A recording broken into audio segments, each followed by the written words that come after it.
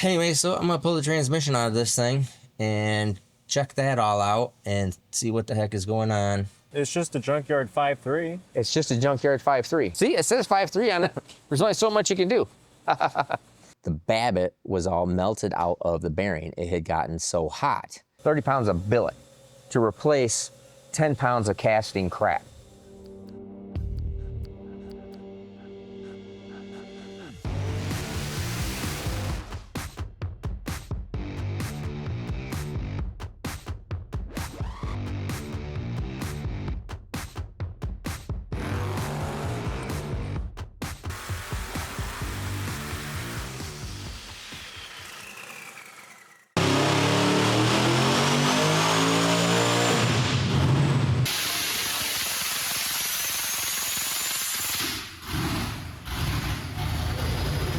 Alrighty, so as you remember from last week, we had the guessing competition on how much horsepower did that Pontiac make. So somebody is gonna win this SMX piston and rod clock. And I did remember whose this is. It is not Clark's. This is a set of Tom Bailey's. This is out of the world's fastest and quickest streetcar. How about that? So somebody's gonna win it. Who's gonna win it? Let's look at the numbers first. You guys can run math through your head. This thing just made, on that pull, 1,136 foot-pounds of torque at 5,300 RPM, and made, this is on pump gas, mind you, 91, 93 octane, 1,311 horsepower at 6,700 RPM. Now let's look at the graph, and you can see the graph here just kind of nicely lays over right here, which is probably pretty normal for something with this big a stroke, and the cylinder head, everything all considered, and the camshaft that we did for this thing, because this is also needs to be a driver. This is not a race only application. So remember, there's always a compromise. So anyways, nice looking graph. This is a really nice piece in Pontiac, pure Pontiac, baby. So really good looking deal. And right here is the winner. Now, here's what you gotta do. I have no way of knowing who you are other than your name right here. All right? So you need to contact me and I will send you out a free to you, no charge, not even gonna charge you shipping, SMX piston rod clock out of Tom Bailey's car. Super cool. Now, back to the video.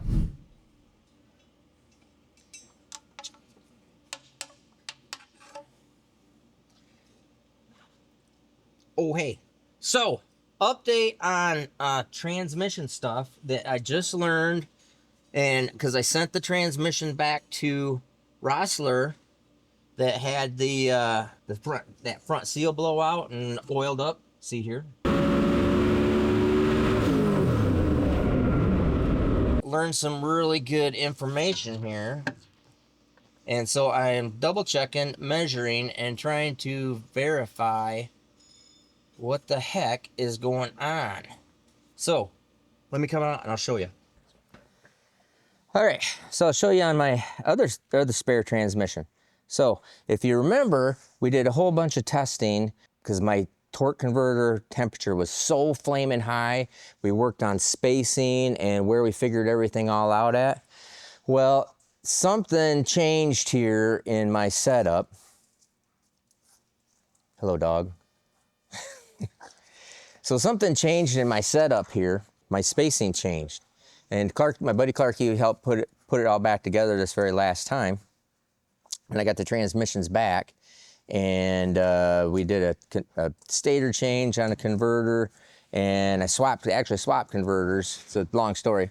But anyways, the setup changed, and it did have play, but didn't have enough, I think.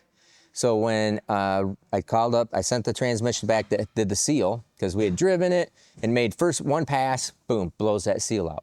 And so I sent it back to Rossler, and I talked to Johnny about it, and he goes, hey, he says, because it's not a transmission problem. I knew there was just had to be something going on, and it was probably my fault, and obviously it still is my fault. And he goes, hey, the front bearing in the transmission is all knocked out. So if you remember, You see the seal right here, and we have that at the track, and behind the seal is the front bearing. Well, Johnny says that the Babbitt was all melted out of the bearing. It had gotten so hot. So I'm trying to figure out what the heck is going on. So he said that 240 degrees, if that bearing is at 240 degrees for X amount of time, it literally will just melt the Babbitt out. As soon as it melts the Babbitt out, it opens up the clearance, obviously. All right. Now, what happens when it opens up the clearance? The bearing is what controls fluid going forward. So it is the bearing, and the clearance in that bearing, a couple thousandths, 3 thousandths, whatever of bearing clearance is what actually keeps all the oil from squirting all the way through past the seal. When there's no bearing there, the clearance is huge and all of the oil goes up against that seal. The seal is not designed to hold that kind of pressure, blows out the seal. Because the front pump bearing, or the front support bearing, I don't know what you call it, the front bearing that's there on the converter is not right. So what Johnny said is, he goes, it got super hot, and he goes, did you see anything on the hub of the converter? I said, yeah, actually I did. It was smooth and nice, but I said it had turned blue. I don't know why. He says, all right, here's things you need to check. And then I started thinking about, I wonder, when we were at the racetrack, I noticed the last time we put it together, and we put it together with the spare transmission, I did add some spacer to it because they go, this thing is tight, it's too tight. We're gonna go down there and measure that, but let me show you exactly what it is. He said, make sure that this pilot right here, now this is a different style converter, this is M&M, that this pilot right here is the exact size and everything is correct in the crankshaft. So this pilots and centers the crank perfectly in the crankshaft. If it doesn't, if this is wobbling out here, it'll destroy that bearing. I go, okay, I don't think I have that problem, but I'm double checking. And then we started talking about that clearance. I said, oh man, you know what? I looked at it and my clearance was tight. It was really tight. And he says, the tighter that clearance in between this converter right here and the flex plate or flywheel, the less amount of flow goes around the converter. So as we take this converter out right here, we can see that these lugs go in and drive the oil pump. Well, you can't be too far out because then it loses contact with the lug right here, the oil pump lug. But this clearance, all the oil comes in from around, I don't know, comes in from this side, or I don't know where it all comes in through, but it basically has to come in through this. Right in, like that, into the converter. Or out, I don't know which way it is. But anyways, the closer this is, there's a pump and a plate. So let's imagine there's like some kind of pump right here with little dogs that go down in there. Well, the tighter the clearance, the less amount of flow. The more clearance, the more flow. Now we had already figured that out, and I knew that I had done something wrong. So I'm gonna go down here and I'm gonna check what it is with the extra spacers. Now let me show you the spacers. We did this at the track with the only thing I had, and I'm still trying to figure out exactly what it is that changed here. You can see right up there, I added another shim and actually just put washers in between the bell housing and that plate. Let me see if I can maybe get, there you go. You can now see the gap in there. Yep. That's what I needed in order to get this amount of gap right there. And so I know what I added. I added a 3/8 washer in there, and now I'm gonna measure that right now. All right, so this is 200. Oh, dang it. 200 doesn't go through. The minimum is supposed to be 187. So let's see what this one is. That is that's 160. Okay, 160 goes in like a dream. That's 187, 3/16. Well, that is still just a tick. Well, that's about right. Maybe just a tick smaller, about 180 or so. So now Yeah, it was definitely wrong because I'm still a little tight right there. Just not fully understanding exactly what's going on because this is the washer that I had in there, right there, and that is 70 thousandths deep. So I would have only had basically 100. So if I do a 100 drill bit, that's 100. All right, so it was right there. Now you see that gap? All right, so my flashlight just died, but that is 100, and that's what it was. And now with my 70,000 spacer, goes out to there, and I actually think I would like to have just a little bit more. So I really got to figure out what in the French toast is going on here. The hub, the converter, feels very nice in the pilot of the crankshaft. It feels very good in there. Check that. No, I don't. What the? Oh my gosh. Let's put it this way. That should not be happening. It's so, which probably means it's probably effed up this bearing too. So something's happened. I think my either, God darn it. I bet you something has moved or something has shifted in there. So I had a multi problem. You can hear that. And I can see it moving up in there. Dang it. I have a pilot. Basically, it's a pilot bearing up in there that I bet you has moved. And it's not locating the converter correctly. I mean, it all seems fine. Oh, yeah, look at that. No, it goes in. But you know what? Something, that thing is maybe off. Let's see. 20? Probably 20 thousandths or so. So something's off right there. Anyway, so I'm going to pull the transmission out of this thing and check that all out and see what the heck is going on. So I just wanted to set it straight and make sure everybody understood this is not, even though I continuously have transmission problems, it seems like, every time it's either something I did or just a horsepower issue of sometimes, you know, the knocking all the teeth off the planetary is a pretty rare deal, but the transmission didn't owe me anything. And then we put this all back together and with the different converter, and I think that something has moved, obviously, because that is not right.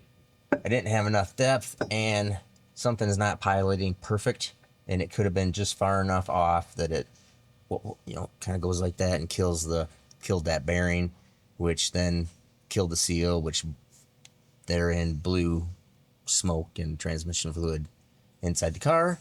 But thankfully, I did not wreck the car. So I'm really hunting for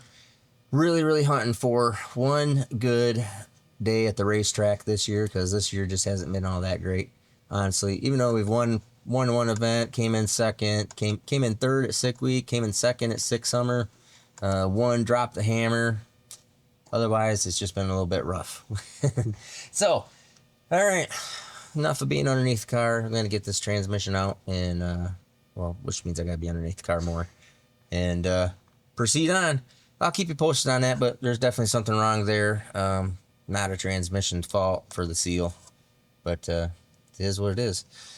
Keep on going. Not to make the same mistakes twice. Be ideal. Answering some of your questions about the Super Billet deck. All right. In process, be cutting these tomorrow out of full billet. That's going to be cool.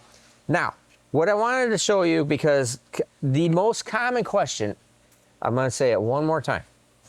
There are classes literally all over the world. I did not know this. Literally all over the world, because I have people from Australia, New Zealand, other places that are asking me about these stock blocks because they have a stock block rule.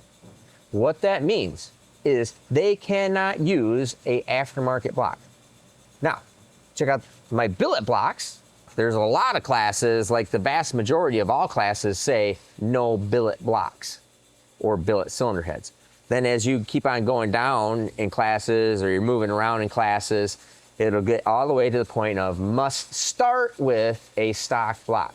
So let me ask you this. Here's your factory stock block. If you put aftermarket main studs in it, is it stock anymore? Is it butt stock anymore?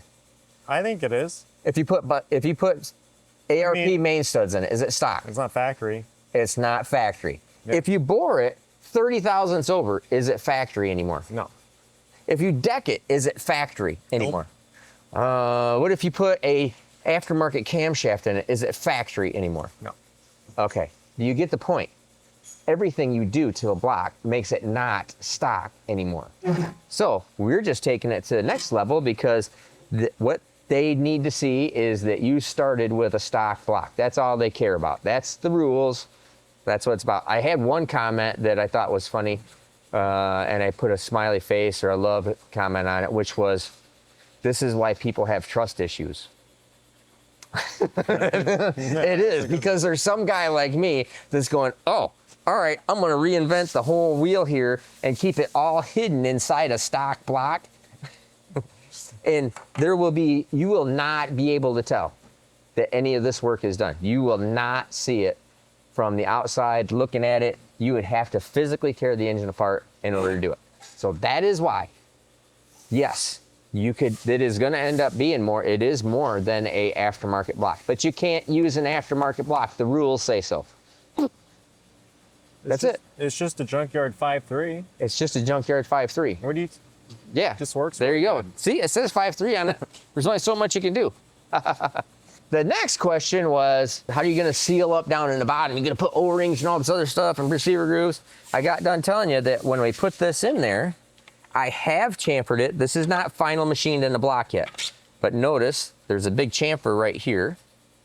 There's going to be a big chamfer right here. And I am going to be welding down here. So I'm going to be attaching this whole billet aluminum down into the main webbing and all the way around up here. Then you're asking, you want me to get all crazy and make it all big extended decks and everything. Well, then it doesn't look like a stock block anymore. Then it's really obvious, okay? We're trying to keep this in stock appearing. Now, another question was, how much horsepower can it hold? How much horsepower do you think it can hold? 3,000 or more. Joe was overly optimistic, but okay. I do think that it's going to be around 2,000. I think it's going to be around 2. Now, I want to show you something here. The way this was before we machined the deck surface off of here, I want you to imagine that this whole deck surface, no imagine to it, was that thick. That's about 500 thousandths thick. That's all the deck surface was thick, plus all the holes in it all the way through, with all the ports and everything for water jacketing. And so the only thing that was keeping this deck, when you bolt a cylinder head on it, the only thing that's keeping that cylinder head from pulling all the way through the deck surface were these super thin sleeves right here, this super thin deck right here, and these bolt hole pads. Now we have a 1-inch thick billet plate right here. And let's turn this around. I know this goes into one side. 1-inch thick billet up here that sits here, plus these super thick aluminum sleeve material that fits into this block is going to be female registered, so it's going to go kind of like that, okay? So it's all boxed in, it's all really nice. Then I'm going to weld on this inside to keep it all together. So that's going to keep the block from trying to separate, and it's going to make this the more we can box it in, the more things that are bolted, attached, and compressed together, the stronger everything gets. Okay, so we're already showing you the head studs now go all the way down into this whole area here. So it's pulling from all the way down in here. The sleeves are engaged, not just on here and welded, not just on here and unwelded, not just on here with an O-ring, none of that kind of stuff. This is female registered locked in. Now, how do you keep this from leaking water? That's everybody's concern. Oh my gosh, you got to put something in there to keep it leaking from water. You got to remember that this is all going to be machined together as one unit, the bore and everything. Then this one-piece sleeve goes all the way down, all the way through this, through the old block right in here. So the only place that could possibly leak is this bottom 2 inches of area right here that goes into the bottom of the block. All right, now, another question was, do you make the sleeve longer? Blah, blah, blah, blah, blah, blah, blah. Well, let's go take a look, because I have blocks over here. So here you go. This sleeve is 5-inch, 800 thousandths. All right, let's go over here to this RHS block, or the Dart blocks, doesn't matter. Stock blocks, Dart blocks, RHS blocks. Here's this is a Dart block right here. Standard deck. This is a standard deck. These are all standard deck. How long is the sleeve? The same. Now let's go look at this RHS block. RHS block.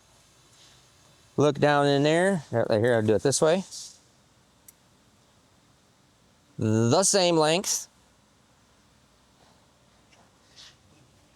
LSX block.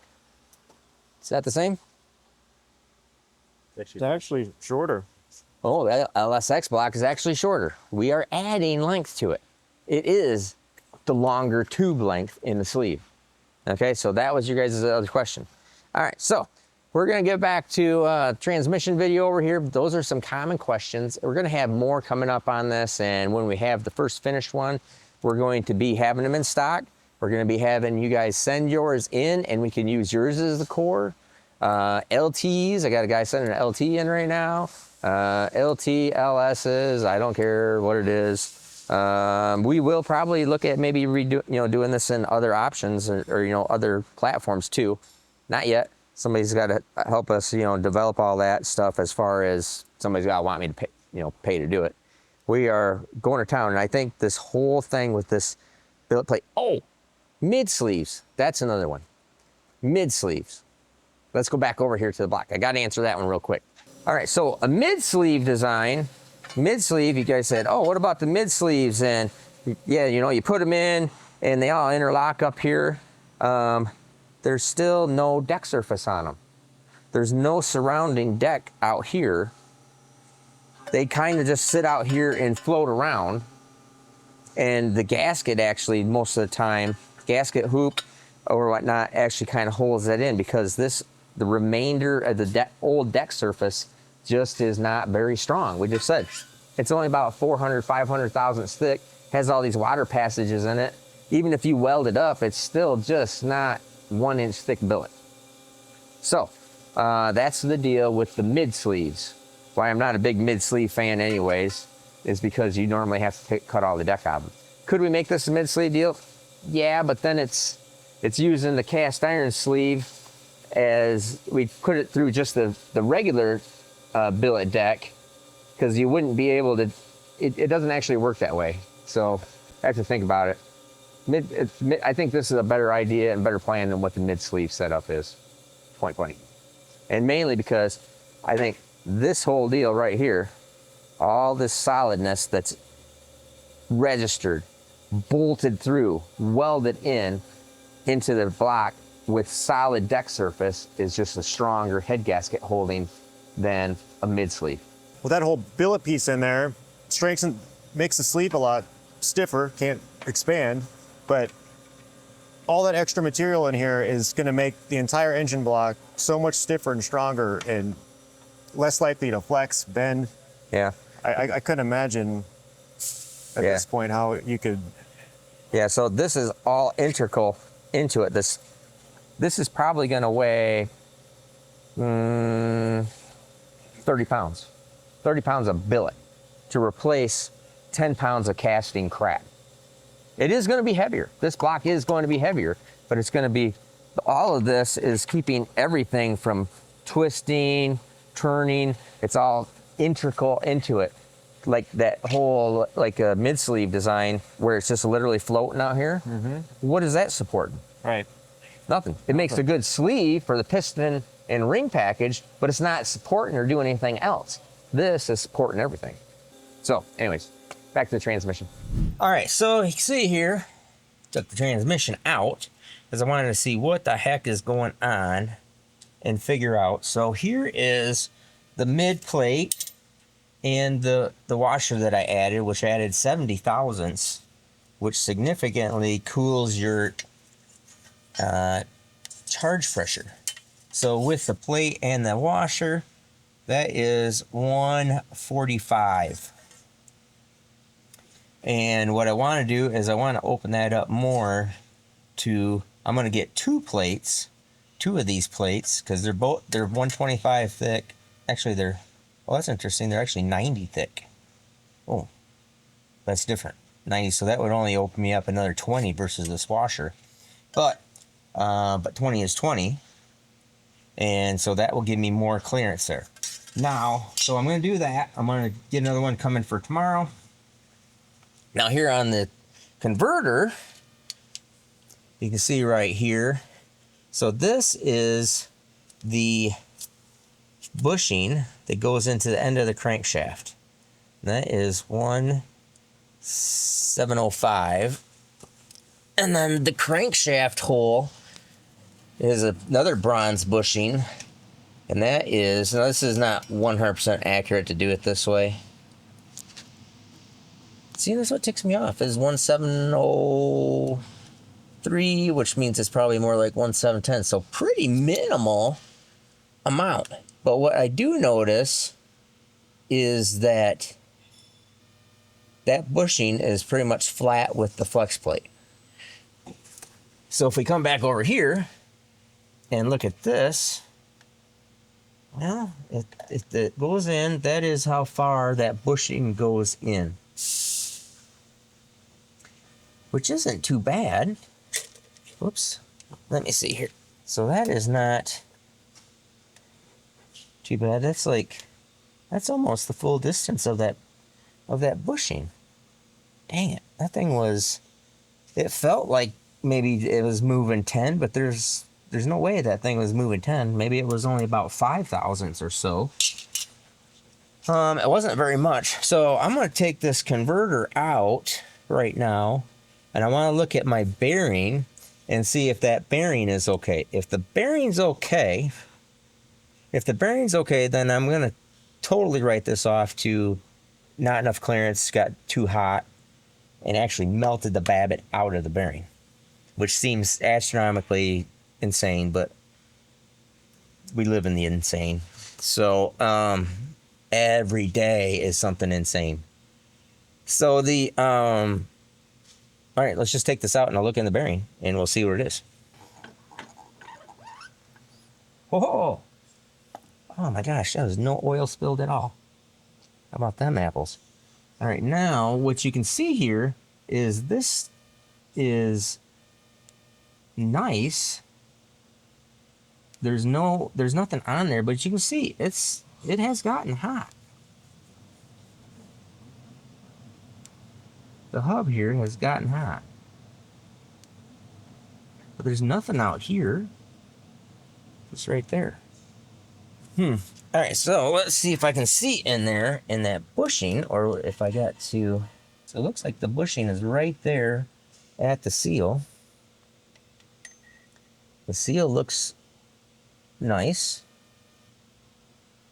And the bearing, well, I think the bearing looks nice. I believe that the bearing looks nice. I think you have to take this whole pump cover off in order to look at it. I mean, I guess I can probably do that. That just starts to get outside my comfort zone, believe it or not.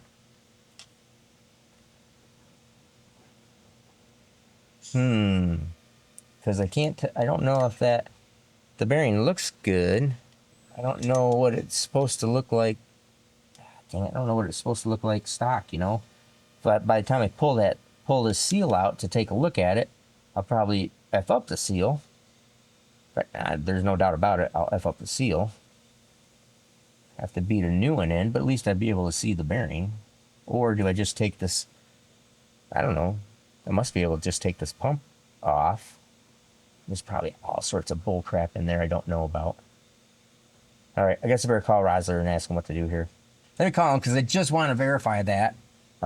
This is actually looks better than it did the first time, to tell you 100% truth. Dang it, I'm baffled at this whole deal. Outside of it just being too close and making astronomical amounts of heat. That's just the only thing I can think of. So, let me call him up. I'm going to figure this out and see if I can just pull this front pump off. Upon further looking, I can see that that bearing's good. So, I'm not going to mess with it. Not going to take this apart. Don't want to mess with it. But I do think I'm just going to maybe... Dang, I mean, this thing's just smooth and nice. And when we took this out at the racetrack last time, this actually was lightly blue. Do you remember that? Mm-hmm. It was hot, and so it's not like that any longer. So I think I'm just going to polish that a little bit. I don't know if I can put this up in my lathe or not, but I'm not sure how I'm going to polish that. And now I don't think I really need to do anything with that bushing because it goes in there the full distance of the bushing, which is nice. So that's right. And then spacing the transmission back further has no bearing on that bushing going into the pilot, going into the crankshaft. So that's all fine. So I think I'm pretty good. I'm just going to get an extra shim. So that gives me even a little bit more, which allows more oil flow through there. Still will get me to what I'm really shooting for is like 200-ish, right around there, 200 to 220-ish of clearance. I think that's going to be pretty good. All right, so we're going to put this thing back together. I'm feeling good about this. I checked that. It felt sloppier. I was probably making a bigger deal out of it than what it is. Might have been just as much a little bit of rock, if anything else. Make sure you come back on Thursday, as me and Nate are just sitting here lying underneath the car. Make sure you come back on Thursday. I'll have this all together. We're going to go test next week, Lord willing, wife willing, and we will have some really cool testing, top secret stuff coming up on Thursday and probably even next week. We got a bunch of stuff going on that I think you're going to find really cool and interesting. So make sure you come back for that. Leave your comments, and we'll see you next time on Thursday. Like, subscribe, leave a comment, share. Make sure you share and turn on the notifications so you get notified. I'm Steve Morris. I'm gonna get out from underneath the car now. Have a great day.